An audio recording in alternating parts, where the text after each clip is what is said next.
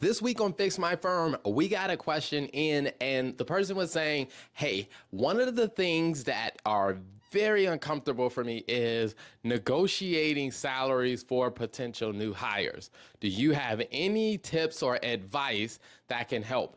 Now, this one is a common one because I think a lot of people do go through a ton of anxiety when it comes down to, negotiating salaries for new hires, especially for attorneys, because most of the attorneys who are running a firm now, they remember what they got paid when they first started off in practicing law. I mean, think about it. When you started practicing law, the salary that you got was not the salary that they're getting now.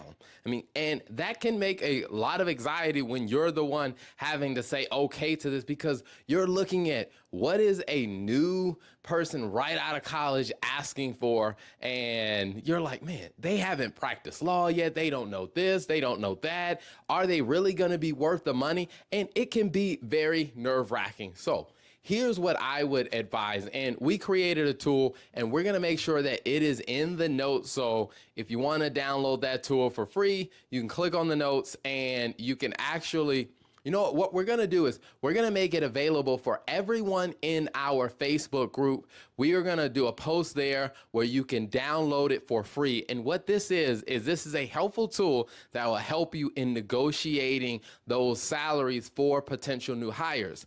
The way that it works is you can plug in what their asking salary is, and then it'll add in what the bonus is and or benefits and taxes may look like. And then what it is going to do is it's going to give you an idea based on the employee ROI, how much revenue this person will need to generate for that salary to make sense. Now, if you're doing hourly billing, what it is simply going to do is it's going to say, let's say a person wants to make $150,000 a year. Well, a baseline would be probably 3x that as far as employee ROI, which means if they want to make $150,000 a year, well, they need to be able to generate at least 3 times that amount in revenue for that to make sense for your firm to say yes. So if they're able to generate 3 times that, which is going to be about, $450,000, we probably say is, hey, if they can generate $450,000 for the firm, then this might not be a bad deal.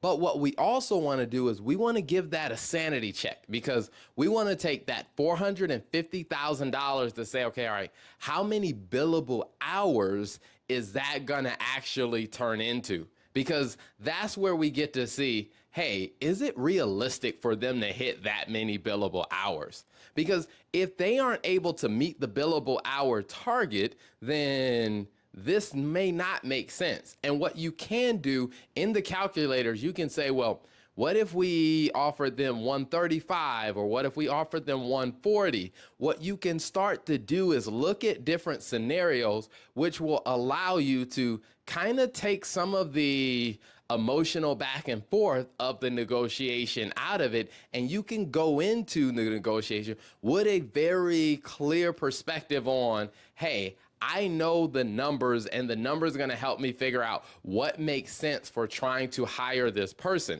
Now, you may be saying, well, Terrell, we don't do hourly billing, so we don't do the billable hour, we do flat fee. Well, in the resource that I'm going to make available to the people in our law firm and finance Facebook group, what you're going to also find is that there is a tab for kind of flat fee, kind of contingency work, and it works almost the same way, because what we're going to do is we're going to take what are their asking salary? What are they asking for?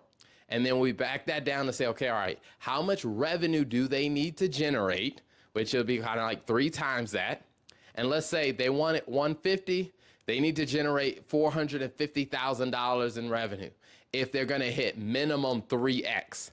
And then what we need to do is say, well, what's the average case value for the types of cases that your attorneys already work on? Or what's the average case value within your firm? Well, all we need to do then is say 450 divided by the average case value, which tells me this is the number of cases that they will need to work and close for this salary to make sense.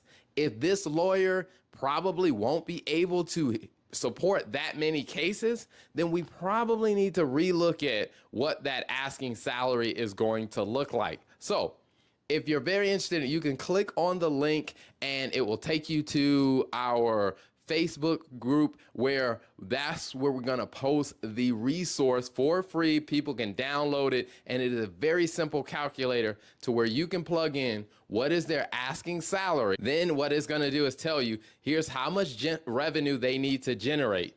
And then you can either plug in their billable hour rate if you use billable hour, or if you're doing flat fee, you can kind of plug in, or contingency, you can plug in what is the average case value.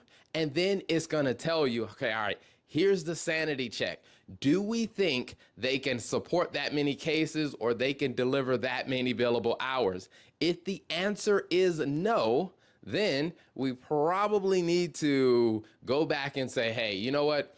That salary does not make sense for our firm. Here's a counter offer. And what I will tell you is, when you are doing it in a very thoughtful way, it is going to make this process a lot less, I guess you would say, your nerves will be a lot less anxious because you have a very clear process on how you're approaching these negotiations. Now, you may come back and say that, hey, you know what, we couldn't actually agree on a number. Well, that's where you're going to have to make a decision to say, hey, are you agreeing to take this person on knowing that they can't generate a 3X? Now, from a finance standpoint, I would probably say that might not be a good idea unless they can do something like bring in more referrals, or if they can do more of the rainmaking activity to kind of offset it. That might actually still make sense. But if they can't generate enough revenue that makes sense for your firm, you probably might need to find someone else that is a better fit for your firm. So I hope that was helpful. And again, if you want to get access to the free resources, make sure you join our Law Firm Plus Finance Facebook group, because that's where we're going to be posting those resources for free. Now, if you don't want to join the group, you can always go to our website and you can buy the resources off for our website. But if you're part of the group on Facebook, then you get them for free.